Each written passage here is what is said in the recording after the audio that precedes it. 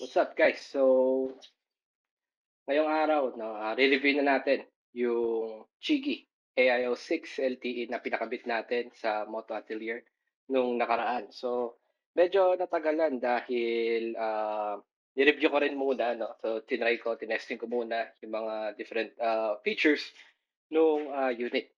So, tara!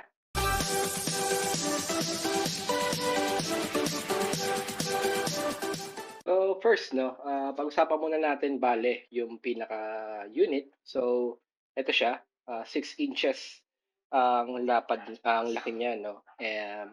From previous na AIO5 na 5 inches lang.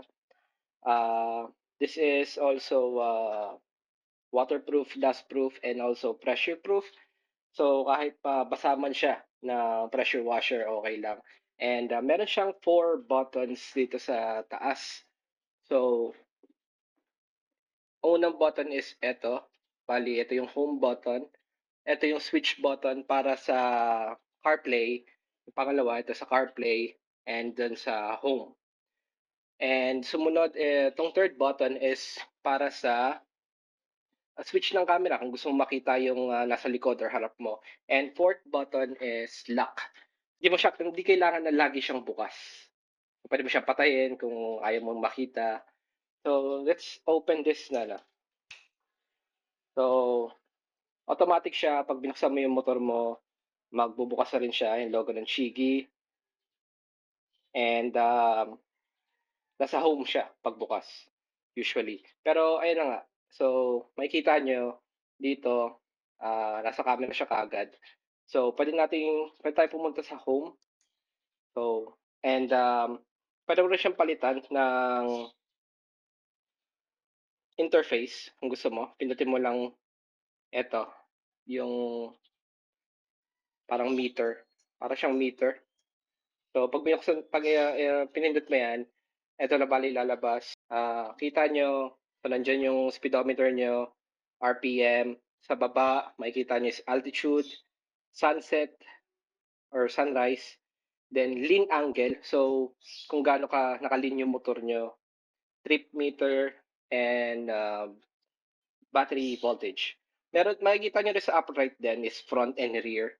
So ayan ay kung meron kayong um, TPMS na nakakabit. So that's an optional din na pwede nyo i-connect dito sa sama ng Chiki. So, hindi ko muna yung pinalagay since di naman siya ganun kaya importante. So, pwede nyo rin palitan pa yan kung gusto nyo lang na mas basic look. Ganyan. So, meron kayong 4 options dito. Bali, yung first option dito yung para sa CarPlay. Then, yung video para makita nyo yung camera. And then, settings ang pinaka nasa dulo. So, pag kinonect nyo yung phone nyo sa Chigi, dito sa system na to, automatic na siya lagi. Uh, Basta may record na siya. So, papakita ko sa inyo yan mamaya. So, for now, eto. So, punta tayo sa settings. Nakita nyo, doon yung adjust yung brightness and volume. Storage, bali, may 32 gig to, internal. And pwede kayong magkabit ng SD card up to 256 gig.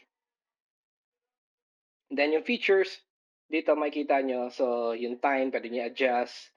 Tire pressure monitor sensor, ayan yung pag kinabit nyo, yun yung isa-set. Headset, pwede nyo i-connect dito yung intercom nyo. Remote control, so that's an optional as well. Optional din yan. So GPS, OBD, OBD is optional as well. Na nakadepende siya sa model ng motor, kung possible siya or hindi. At altitude calibration, BSD, yan, dito nyo siya masaset. So, ito yung blind spot detection system ng Chigi. So, pwede nyo iset dito kung gaano ka-sensitive, standard high, speed settings, kung gaano bilis yung madedetect niya na hindi niya napapansin sa likod nyo. So, pag naka-on yan, automatic habang nagmamaneho kayo, may lalabas siya na warning dito sa screen nyo. So for example, left side or right side, may lalabas na caution kung may nade-detect siya na sasakyan or kung ano man yung nasa blind spot niyo. So, ayun yung sa mga features. Action camera control, ito pa isa. So, pwede nyo i-connect, pwede kayo mag-connect ng GoPro nyo or Insta360. So, as of right now, ayun lang ang option nila. Bali for GoPro, pwede nyo i-connect is GoPro 11 pataas. And for Insta360, X4 pataas, tsaka Ace Pro and Ace Pro 2. Okay. Updates.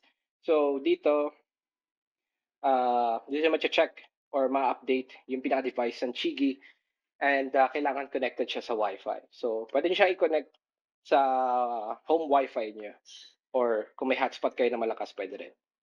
Language, reset, about, and more.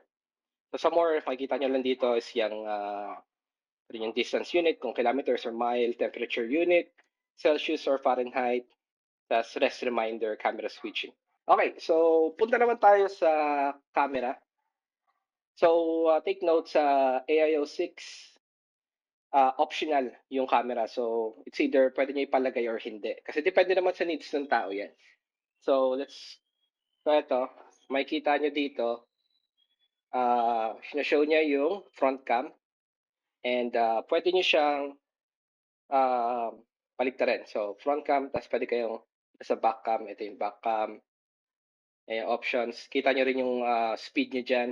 And also, pagka kinonect nyo yung camera nyo dito, automatic na rin siya mare-recognize basta may record na. So, for example, this one, yung Insta360 na gamit natin, yung Ace Pro, lumalabas siya rito. Ayan. So, pag pinindot nyo yan, makikita nyo yung mga basic options and details na makikita nyo sa camera. And right now, we're recording. So, pwede nyo rin pindutin to, pinaka left side, para makita nyo yung nakikita ng camera. Kung magre-record kayo, nasa helmet nyo, ganun, hindi nyo na kailangan tanggalin para ma-check, nakikita sa camera. So, ayan, actually, ayan pala. Makikita nyo. So, ito na yung nakikita ng camera. Makikita nyo rin yung battery percentage kung nagre-record and all that. So, madali na lang. Hindi nyo na kailangan tanggalin yung camera sa helmet nyo para ma-check kung tama ba yung angulo. Okay. So, pakita ko na rin sa inyo kung saan nakalagay yung camera dito sa motor. So, sa harapan, dito siya nilagay. Ayan. Ito. So, hindi ko pa tinatanggal yung pinaka-cover ng camera, pero malinaw naman siya. And dito, sa likod ng mount ng box, yung isang camera. Okay, so punta naman tayo dun sa feature no CarPlay. So pwede ito sa Android Auto and also pwede rin siya sa Apple CarPlay. So pagka ayun nga, no? So pag na-connect niyo na yung phone niyo, sa system, may record na siya. Madali na siyang kumonek. Basta bukas yung Bluetooth and location niyo. So pipindutin niyo lang 'to and ko-connect na siya. So automatic makikita niyo rito yung Google Maps or Waze, depende kung anong ginagamit nyo. And dito yung Spotify, kung gusto nyo magpatugtog, madali na i-play, pause, and also i-next. Mas madali siya if ever na, kunwari meron kayong remote control na dinagdag sa setup nyo. Okay, so ito bali makikita nyo mga basic information, maps, messages, messenger, malabas dyan, phone, kung may tumawag man, so Viber, so Spotify, YouTube Music, since ayun yung mga gamit niya for sa music, papakinggan niya. Pwede nyo rin siya i-customize. Pag pinindot niya yan, bubukas siya sa phone niyo. And hindi pwede i-customize kung ano yung mga gusto niyo lumalabas dito. Okay, so, ayun lang. Very basic. For example, let's try natin mag-search. So, kunwari, ito, Shell Cafe Tabangtol. Click natin. Start. Okay. So, ayan, lalabas siya ng ganyan. Makikita nyo siya ng buo. And medyo traffic. Okay. Okay, so pwede yung ganyan. na kalahati lang makikita niyo, kita niyo pa rin yung Spotify. Depende kung paano niyo gustong setup. So, uh, for easier access, sa taas nga may mga buttons, pwede yung pangalawang button sa taas. So, kung kunwari nasa home tayo, yan, ayan, bali yung home. So, click nyo lang yung pangalawang button, and mapupunta na kayo dyan sa CarPlay. Okay. So, pwede rin exit na lang, exit, balik kayo sa home. So, sa taas pala, sa pinakataas, makikita nyo, ayan, is yung signal, yung GPS, tsaka kung nakakonect kayo sa CarPlay or hindi. Usually, Bluetooth lang nakalabas yan pag hindi kayo nakakonect sa CarPlay. Okay, so move naman tayo ngayon dito sa Chigi Go app na pwede nyo i-download sa mga tablet and phones nyo. So, dito nyo makikita ibang features and dito nyo rin sila masaset. So, ngayon, gagamitin ko yung tablet para lang medyo mas malaki. Okay, so sa app, makikita nyo dito, since nakabukas yung motor, sa pinakataas makikita nyo yung serial number ng unit, I mean, nung Chigi unit. Tapos, kung naka-on or off ba yung motor niya. So, ayan, sa drive. Makikita nyo rin yung signal and also kung yung GPS ay gumagana or hindi. So, kung meron kayong nung TPMS, makikita nyo rin dito yung information na yun. Meron kayo. Sa taas din. So, dito sa app, makikita nyo bale yung mga important information. Kunwari, kung nasan yung pinaka-location na real-time location ng unit. So, dito, makikita nyo last updated uh, minute ago. Hindi ko sure kung medyo kita nyo. Riding statistics. So, makikita nyo rito kung gaano ka layo yung minaneho and also kung gaano katagal kung nag-ride kayo, for example, today. So, ngayon, hindi naman ako umalis. Naka-zero lahat yan. So, network service, nakalagay dito 177 days and 1.9 gig pa yung meron ako natitira. So, bali, nag-test din naman ako. Sabi kasi sa pinakabitan ko, mas maganda daw is gamitin yung smart na SIM card kasi nga, mas maganda siya pagdating sa mga signal sa iba't ibang lugar kahit sa mga liblib. Hindi katulad ng Globe. So, napansin ko lang, no, kasi nung pinakabit ko yung unit, may kasama siyang SIM card mismo galing sa Chigi. So, I guess meron siguro silang partnership with Globe. Um, Kasi ayun yung nakalagay sa website nila. Globe lang yung pwedeng gamitin. So, tinest ko yung smart. Medyo gumagana siya. Doon sa unit, makikita mo yung signal. Kaso nga lang, nawawala-wala. So, tapos yung GPS, hindi rin gumagana. So, so anong nangyari? Tinesting ko. Nag-try ako ng ibang SIM card. So, nagsaksak ako ng Globe.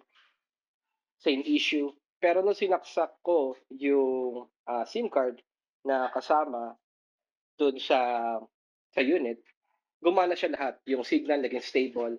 Yung GPS niya ay lagi na rin nakabukas. So, malalaman mo kung nasan yung motor. So, yun ang pinaka-importante. So, for now, siguro yung Chigi, since bago pa nga lang yung AIO6, marami pa silang inaayos. So right now, di mo siya magagamitan ng ibang SIM card. But let me know kung may iba pang naka-Chigi dyan. And this is just based on my experience naman. And let me know kung sa inyo, iba ba yung experience nyo, kung paano nyo napagana yung SIM card nyo. Pero for now, gamit ko is yung uh, SIM card na kasama dun sa chip. So makikita nyo rito kasi so yung SIM card na kasama dun sa Chigi, meron siyang active siya for 180 days and meron kayong 2 gig. So hindi naman mabilis maubos yung 2 gig kasi ginagamit niya lang sa mga features ng app mismo. Katulad ng real-time location, yung mga notification. Bali, kasi isa sa mga features ito, pwede kayong mag-set ng geofence alert, speeding alert, vibration alert, and dito nyo rin masaset yung SOS alert. Okay. So, yung SOS alert na yan, nakaset na sa phone ko yan. So, ayan yung isa sa mga features ng Chigi na if ever na ma-aksidente kayo, kung sino man yung nakaset nyo na emergency contact sa SOS alert, pag na-aksidente kayo, mag-send siya ng message dun sa emergency contact niyo na na-aksidente kayo, and i-show din dun yung location. So, yun yung pinaka-importante ron. And dito sa geofence alert, may nakaset ako na outside fence. Ito yung bali sa subdivision namin to. Meron siyang, pag yung motor nyo lumabas dyan sa bilog na yan, so for example, na alabas sa subdivision, automatic na magsisend sa inyo na message yung uh, yung Shigi. Dito nyo makikita yung geofence alert. Kung for example, may message na lumabas yung motor nyo sa nakaset nyo na perimeter. And also, dito nyo rin, isa sa mga features nitong Shigi is yung vibration alert. Yan dito, nakikita nyo. Vibration alert. Naka-on to sa phone ko, medyo hindi lang nag-update dito. For example, naka-park yung motor nyo sa garahe nyo or sa parking lot ng mga mall. Pag may gumalaw ng motor nyo, automatic siya na magsasend ng notif dun sa app nyo. And also, magre-record siya. So, magre-record yung harap and likod kahit nakapatay yung motor. So, ayun yung isa sa mga magandang features nitong Chigi. So, punta natin yung camera. Okay, so lumalabas dito ngayon, since nakapatay yung motor, waking up. So, nag-establish na siya ng connection. So, wait lang natin saglit. Okay, so medyo namatay yung camera sa sobrang init. Pero ito yung makikita nyo. Pag pinindot nyo yung live cam dun sa app, makikita nyo kung ano yung nakikita ng motor sa harap and also dun sa likod. Ayan, bali, ayan yung sa likod. Makikita nyo naman. Ayan yung nakikita ng camera sa likod. So, balik tayo dito sa app. So, dito nyo rin bali makikita yung mga recordings doon sa motor nyo. So, kailangan yung saan yung motor. Okay, so since ayaw bumukas doon sa tablet, so gagamitin natin yung phone. So, pagka pumunta kayo sa recording, dito nyo makikita so yung active cam, makikita nyo pa rin yung front and back na nakikita ng motor, local albums, and car device album. Dito nyo makikita lahat ng recording. Okay. So, ayan, makikita nyo lahat ng videos. For example, this one. Ayan. Dito nyo rin siya pwede i-download para mapunta siya sa device nyo sa phone or sa tablet. Bali, dalawa yung makikita nyo lagi, no? So, ito yung bali front recording and ito yung back recording. So, kung ano yung sa likod. So, magkahiwalay sila palagi. And dito nyo rin siya masiset yung dashcam settings like yung resolution, frame rate, recording duration, and yung iba pa. So, by the way, yung camera na kasama nitong Chigi na pinakabit ko 1080. 1080 na siya na 60 FPS. So dito, makikita nyo rin dito, no? Ayan, may mga dito, makikita nyo rin dito, may mga video na nakalagay P sa ayan, meron siya nakalagay na P. And ayun yung mga recordings na nakuha ng motor habang nakapark siya, nakapatay yung motor, tapos may naggalang. So, dito nyo rin siya makikita. So, yun lang. So, ito yung pinaka-app. Very useful. Basic lang. And, balik tayo sa unit. Hello guys, so gusto ko lang pakita sa inyo kung yung Chigi in live. So, mag-iikot tayo dito sa subdivision and hindi lang ako nag-gear, naka-short lang ako, naka-crocs. Since hindi naman tayo lalabas ng subdivision. So, ito, pakita ko sa inyo. So, ngayon, makikita nyo rito is yung back cam and pwede rin natin switch sa front cam. So, ito, pakita ko sa inyo.